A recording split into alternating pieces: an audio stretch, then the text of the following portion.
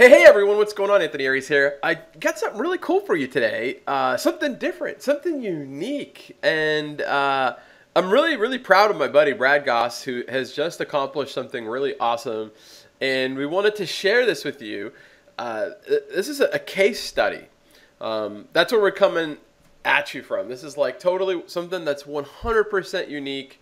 And I was so excited about Brad's success with this. He launched this yesterday. And it's like nothing you've ever seen. I can promise you. This is not like some JV Zoo offer, or some Warrior Plus offer, or ClickBank offer. Not that there's anything wrong with those. So real quick, let me just introduce you all to Brad Goss. If you don't know him, he's a very close friend of mine. Brad's done some incredible things online. He's been an internet marketer since the late 90s, right? Yeah, 20 years.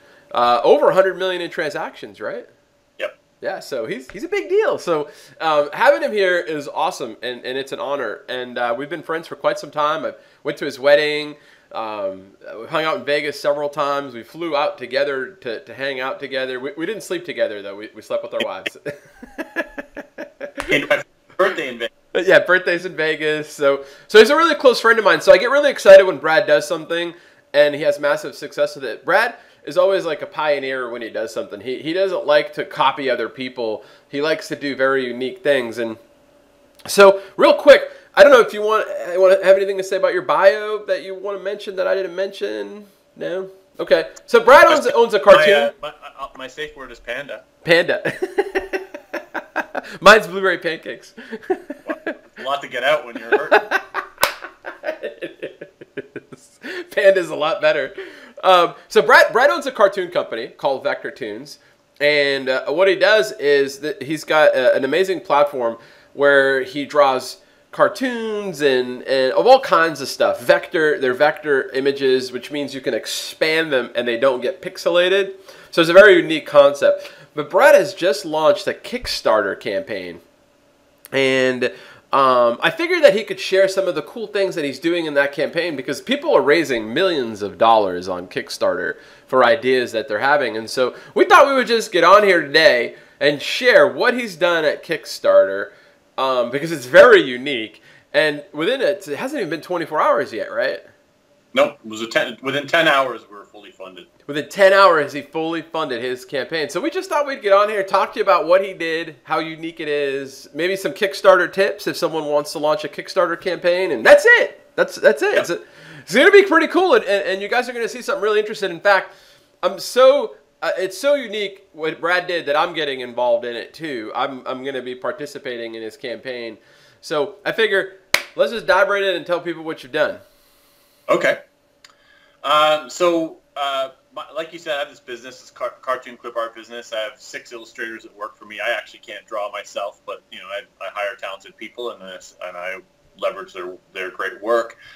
And we have this catalog of clip art, and we do a lot of custom stuff, and we do a lot of stuff on request. And I did this ad campaign, I don't know, about a month ago now, where we said, we'll draw whatever you want. And we said, give us your craziest ideas, and we'll draw them. And you put this out on Facebook, right? You put this out on Facebook.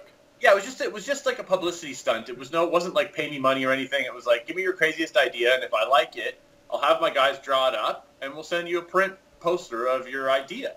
And people just started piling on with the craziest ideas. Like, I want to see a pie eating contest in heaven between dead WWE wrestlers, like refereed by Gandhi, and like all these weird, like, cool ideas. And we drew them, and we sent the posters out to the people. And it was really cool. Like, everybody kind of, there was a lot of social proof. People were engaging with the ads. It was a lot more engagement than I normally get on, hey, buy this clip art. Right. What most of my ads are, right? And buy my stuff. Buy my stuff. They don't like that. They're like, hey, like, let's do something fun. I'm on Facebook and I'm bored at work. I don't want to buy your stuff. Right. Okay, try this. Right. And they liked it. And so, dude, it literally came to me in a dream. I went to bed one night, and I've been thinking about this concept a little bit, the idea of sort of taking people's ideas and putting them into something, and but trying to find a way to do it in a way that would promote the business and be something that I could monetize and scalable. Yeah. And so I had and Kickstarter's, like, I buy Kickstarter projects, but Kickstarter's never been on my radar. I've never thought to myself, wow, I should run a Kickstarter. That sounds like a really good way to make money, or that sounds like a really good idea. But, you know, you hear about it all the time, and I purchased, like I got, you know, the fidget cube. You know, I bought this guy on Kickstarter, and I got, I don't know, I've backed maybe 4 or 5 projects on Kickstarter over the years through my account, and I've always liked funding Kickstarter projects, and I had a dream that I had a successful one. I woke up and it was like, I remember at the end of the dream, I was actually overwhelmed and worried because it had raised so much money that I didn't know if I was going to be able to handle it all. Right. And then I remembered how, like, in the dream, what the Kickstarter project was, and I thought, I better do this. I dreamt about it. It was successful in my dream. Why not try it? Yeah. And so the idea was a crowdsourced art poster. So I got one behind me here. I don't know how well you can see it, but I'm sure we'll put the URL to the project. But essentially, it's a 2-foot by 3-foot poster. It's called Cartotroplis, and it's a cityscape at night, and you get to have yourself drawn into the poster, or your family, or whatever. I had one guy yesterday order. He had 11 grandchildren. He ordered 11 spots. You know. Wow. Like, so, you know, it's like, and then I also offered, and it was funny. My buddy Pat Flanagan, he looked at the project a couple weeks ago. And, you know, he's a really smart guy, and he looked at it and he said, hey, you know what you're missing here? You're missing some prestigious placements in here. You're missing, you know, the mayor of Cartotroplis, and, you know, maybe giving people, like, prestigious spots. So I had a mayor slot for $500. It was gone in the first 2 hours. Wow. And I had, normally it's $25, $20 American to put yourself into the poster. But if you want, like, to be a giant, it's $300. If you want to be the mayor, it was $5. And we had 1 mayor spot and 3 giant spots, and 2 of the 3 giant spots sold yesterday. So 1 left. And then, like, you know, we still have about 1,000 or more spots left in the actual cartoon poster. Yeah. But yeah, that's essentially the thing. And the idea of it was, you know, purely from a business perspective, I wanted to get exposure for Vector Toons, get more eyeballs on what we do as a company, and so I thought this would be a great way to do that, and, you know, make some money in the process, and so it's kind of like it's a symbiotic thing, right? The Kickstarter isn't a new business; it's a way to propel my existing business into more eyeballs and generate some revenue on a side project at the same time. So brilliant. So essentially, so you all can envision it, and again, I'll put the link under this video so you can go and check out the Kickstarter campaign. It's like a big poster, and it's a big city, and it's called Cartotroplis, which is such a great name. Oh, sweet. All right, there you go. There you go. Nice. Perfect. Yeah. This is actually just a mock-up that I made with clip art. It's not the real thing. And it just kind of gives people an idea of how it looks and what it could look like with all the people in it. But that's just I just printed one out so that I could see how people reacted to it, and, you know, was it actually was it as fun as I thought it was? Well, yeah, you always think your stuff's pretty awesome, right? But then you got to show it to other people to get their reaction. Yep. And I loved it when I saw it, and he launched it, and it's been a big success. He already has it funded, which is awesome. So I'm going to get one of Grace, and Grace wants to be on a unicorn, so we're going to get one of Grace and Heather, and then me next to Grace on the unicorn. That's what we're going to do. And it's going to be cool. We're going to put it up, and Grace is going to be like, I'm going to be like, look, Grace, you're right there on a unicorn, and she's going to love it. And that's exactly what's happening, is you're feeding into people's egos. So it's such a brilliant idea to launch a campaign that's like that, where, you know, the fidget cube is a cool idea, but you're not feeding into people's egos, right? People are going to be on this poster that's going to be in a whole bunch of people's houses, which is such a great idea, just to be able to feed into their ego. You've got extra eyeballs on your business, so it's going to be free PR. I'm assuming Kickstarter, now that they've seen that this has been funded, they're going to now promote it hard, right? Is that how it works? I'm not too familiar with it over there.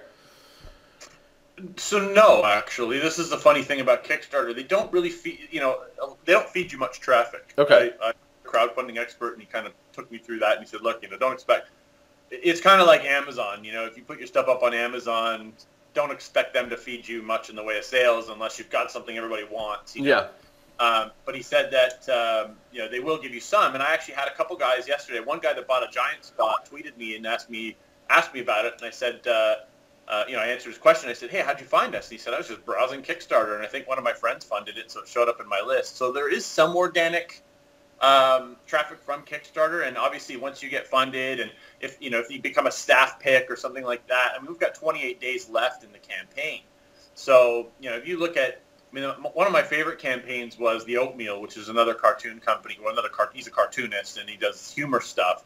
And he did a game called Exploding Kittens, and I think his goal was 30 grand, and he raised $8 million. So think about that, people. $8 million. That's crazy. And so he set the bar at 30K. That was his minimum to print the game out and fulfill it. And then all of a sudden he's got 8 million to deal with. And obviously that can create a lot of problems when you're shipping a physical product. Like, we're actually shipping a physical poster. Yeah. So I mean, obviously, problems of scale are not hard problems. Well, they're hard problems, but they're not problems. They're the problems you want, right? Right. Oh no, I have to figure out how to fulfill $8 million worth of orders. Is a problem that you want, but it will keep you up at night. For sure. For sure. Are there any, maybe tips that you could share with, someone who's watching this if they decided they wanted to, launch a Kickstarter campaign? I think a couple things that you learned. This is your first one, right? This is my first one, yeah. And all I can tell you is from my own experience running this and buying stuff on Kickstarter, you need to do something nobody's really done before. And that's, I mean, they're not going to help you raise money for a T-shirt or something like that. I mean, you could put that up there, but it probably won't get you the what you want back. But if I look in sort of my genre, which is illustration and art, there's a ton of comic books. There's a ton of children's books that get funded on Kickstarter. Like right now, there's a children's book for girls, and it's like empowering girls, and it's got like a 500,000. It's over 500K in funding already. Wow. And so what happens is, if you've got a good book concept or something you want to do, it doesn't have to be a children's book. It could be any kind of book. Yeah. Something, even like the other one I got was from Kickstarter was a self-journal, which is, it's basically just a notebook that you write in, but it's sort of structured to follow certain personal development strategies of, great, like what were you grateful for today, and that kind of stuff. Like it's got, it's more fill in the blanks journal than actual journal. Yep. And that funded really heavily on Kickstarter as well. Wow. So I think there's a number of good projects that you can do, but you have to do something nobody's done before and have a purpose behind it. Like, why am I doing? Simon Sinek says, people don't buy what you do, they buy why you do it. So why are you doing this? What's the purpose behind it? Why do why is this so cool? But if you have a good idea for a book or something else, some kind of art project you want to do, or some kind of something that can be mass produced that can be sent out to people. Yeah. I think there's money to be made there, and if it can promote your business as a bonus, that's just awesome, right? If you can build it into, if it's the engine, if it's the vehicle that drives the money for you, that's great. But if it's also a promotional engine to what you do, that's even better. Yep. Yep. Any tips on how people can maybe get some ideas for stuff? Like, you think just perusing around in there, looking in categories that interest them, they'll come up with some stuff? Yeah, and what's great about Kickstarter is once something goes up there, it never comes down. So you can go through all the old stuff that got funded that's long over and see what worked, and you can look at what's trending now and what's new, what's almost funded, and you really get a feel for what people are doing. I mean, I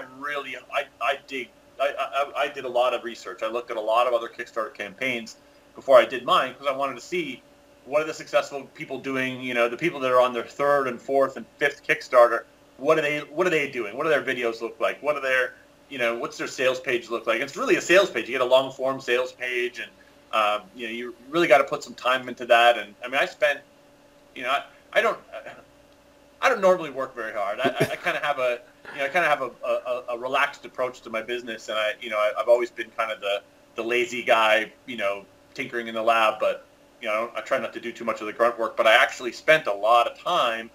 You've heard the whole finders, minders, grinders concept. I'm the finder. I can't grind and I can't mine, so I find. And it's like, it works for me. But I actually spent a lot of time grinding this one out. Like, I spent a day putting the poster mock-up together. I spent, probably the better part of a week putting the whole Kickstarter campaign together and tweaking it and getting feedback and talking to people. And the obsession kicked in. The obsession kicked in where, like, all the things that you weren't good at all of a sudden didn't matter. Like, you're like, this is something I'm a passionate and obsessed about, and I want to do it. Exactly. That's awesome. Yeah. Do you think, like, and this is just something I'm just thinking out loud. I don't know, for all you listening and YouTube, Brad, I don't know if this is a can do or can't do, but I'm assuming, with a lot of campaigns that are still there, people could probably come up with ideas that they could maybe arbitrage in different marketplaces. Like, not steal someone's idea, but like maybe see something that was really popular and maybe needed a twist or something like that and launch it in a different marketplace. Well, there's a lot of people that do that now. They troll Kickstarter for ideas. Okay. And all the time that like there's a guy that's famous for this. He knocked off the Fidget Cube. He knocks off a lot of stuff on Kickstarter, and he just gets it to market faster, and he gets it. He sees all the prototype data on Kickstarter, and then he just goes and steals it and rips it off. I wouldn't recommend that because I don't think that's a nice way to build your business, but definitely your idea of using it for brainstorming and getting ideas and saying, hey, this book or this product could work really well as a promotional item or something else. And it might even just be like, hey, you get in touch with the people who are creating it on Kickstarter and find out a way to buy it wholesale or find out a way to, to take it to a new vertical outside of Kickstarter. That they're not thinking of. Yeah, exactly. Yeah. Or there's some minor tweak that can be made to it, and you can redevelop it. Or, the other thing I discovered that was really cool is Kickstarter does offer digital only stuff. So I think there's a bigger market for physical stuff. But the first tier level that we had was you insert yourself into the poster, and you get a digital download of the poster that could print out to 6 feet by 4 feet, and so it's. You don't have to actually get a physical shipment and pay shipping. We'll just give you the digital version, and you can take it to Walmart or Costco or whatever and print out the poster or Staples for like $20, right? So, we gave people a digital-only option, and a lot of people took the digital-only option. And I actually considered for about a minute just doing a digital-only Kickstarter, but I realized that enough people would want the poster that it would be worth offering. Yeah. And enough did. So, it worked out. But posters are cheap, right? I got a quote from a printing company, and it was like, depending on how many I wanted, it was like 50 cents a poster. Wow. That's a huge markup. What was the upsell on the poster? So I actually only charged an extra $7 for the poster versus the digital. It's not bad. The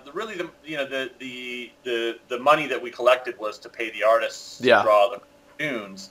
So, and we make a little profit on that, but the poster itself, again, we make a small profit on the poster.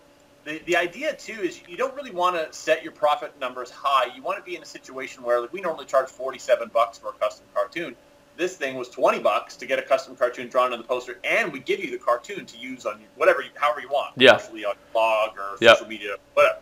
So, we deeply discounted our custom offer, and that really helps as well. Like people will see, hey, they normally charge a lot more for this, and this is a good deal. You want to be way below MSRP on this kind of stuff to get people excited. Of course, that makes sense. Someone like myself is really lazy. I'll just pay the $7 for the poster because I don't want to go to the store and deal with it. I mean, $7. Yeah. Well, it's $7 plus you got to buy it. You got to buy the shipping, which ends up being like $20 or something. Right? So, gotcha. It actually makes more financial sense to print it out yourself, but not everybody knows how or wants to bother. They just want to order it and one day see it up in their mailbox. So I'm thinking I got enough room to stick it over there. 6 feet by what? Well, no, it's 2. So we have we send out a 2 foot by 3 foot. Yep. But the digitized one. What's that? The digitized one was 6 feet by 4 feet. Yeah, you could print it out to 6 feet by 4 feet. So you could go like if you see this wall art, this vinyl on the wall behind me. Yeah. There's a company called Sticker Mule that will actually you could have a whole wall turned into Cartootropolis, and they'll send you the vinyl and it peels off and it sticks on your wall, and you could actually have like a whole wall that's Cartootropolis if you wanted to. That's badass. Yeah. I'm gonna do that in Grace's playroom. She's gonna love it, dude. Like I do that. Here, I'll show you. Because we do that. We put some vinyl stuff up on the wall, so I think she would dig if we had that on her wall. I'm going behind the scenes in my condo here, so if it's messy, I apologize. But I just want to show you what this looks like here. This is so I have a CN Tower. I don't know how well you can see that, but I have a CN Tower vinyl. Oh wow, look at that! That's awesome. Strip. And what's cool is you can't see it today because of the fog, but there's actually a view of Toronto here, and you can see the CN Tower from my window. But this big column in the way here, it kind of blocks it. So just for fun, I thought it was an ugly wall. I thought, oh, I'll just put this graphic on here. I got that done at Sticker Mule for like $97. Nice. So you could have something like this done in a vinyl. Yep. And have it any size you want. You give us the membership the measurements you give them the measurements of your wall, and you can figure out how much space you need to put it together. Yeah. Something really cool too that you didn't mention that you're doing is people can sponsor their companies on the buildings. Yeah. We have one company that already took a logo on the building, and you get 5 people for that as well. So this company, Builderall, did it. They took a logo and 5 employee spots on there, and they're my first corporate logo on there, and I've got a few more spots for that as well. So it's something it's a good advertising write-off to be a part of this fun project. For sure. Did anyone take the bat?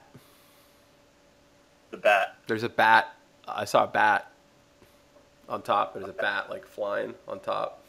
Oh, no. Essentially, you can choose. If you want to be, we didn't make the bat an option, but if you wanted to be, it's actually a dragon. Oh, it's a dragon. If you want to be flying, like Joelcom said to me, hey, I bought 2 spots. Could you put me in a plane overhead with a little banner behind it with the hashtag Do Good Stuff? And I was like, yeah, of course we can. So if you want to be flying in Cartootropolis, you just have to say that. Hey, I want to be flying. Yeah. And we'll put you in the air. Yeah, that's awesome, dude. Sweet. Well. I hope y'all enjoyed watching this. This is the coolest thing I've seen in a long time, and I had to get it out on video and show you this. And y'all should check it out. Hit the link below and look at how Brad put this together, right? Like, study how he did it. Study how he's promoting his company. Study how he's feeding into people's ego. Study how he's already raised all this money for this, right? It's really, really brilliant press release for your company. So I'm happy that you took the time out to do this. I know that it's Friday and you got a lot of stuff to do. So I appreciate you sharing. I'm excited to get our photos on there and in there and having some fun, man. Cool. I'm excited too. Thanks for covering this. And, it's been a lot of fun, man. It's one of the most fun things I've done this year in terms of business projects. Like, most of the time you're doing stuff, it's like, I got to do this. Yeah. I got to go through the motions. Yeah. But this was like, I was really like excited to get it out, and I can't remember the last time, because you do a lot of launches or something, you get to a point where you're like, yeah, I know how this is gonna go. I'm not gonna lose sleep. I lost sleep the night before. I was kind of a mess yesterday, like launching it, like, oh man, and then like, dude, I hit up every friend, every family member. Like I hustled to get this thing to go. I incentivized my list to buy, and I jumped through a lot of hoops to make it happen. It wasn't just like, oh, Kickstarter just mailed me and I got lots of sales. It was like I was like hammering Skype, email, nice, Facebook, like, please buy this, please buy it. I think you and your family need to be in here. Like, I really hustled it out, and I think that's important to know, is that you gotta, to get it over the goal, you're gonna really have to push hard, and then once you get it over the goal, you can kind of coast, and obviously the more you promote it, the more you're gonna raise. But once you get over the goal, okay, I'm going to get the money because I tipped the goal. But then it's sort of smooth sailing for the next 30 days while you scale it, and hopefully we get like a few thousand people in there, because what's cool about it is the more people in it, the better it looks. Yeah. So I'm encouraging everyone to share it and push it out, because it's like, you want to be in here, but you don't want to be alone. You want your other friends and family to be in here. Yeah. Well, think about it. If it's on all these people's walls at their houses, it's just, think about everyone listening to this. Think about this. They're going to show this off to their friends. Their friends are going to be like, where did you get this? Vector Tunes, It's just, it's going to have a lot of intrinsic value from it that is just going to come and branding, and it's fantastic, man. Congratulations. I'm super happy for you. Thanks, man. So anyways, we'll let you go. I'll check you later. Everybody, y'all have a good day. Thank you for watching. Make sure to check this out. Click the link below.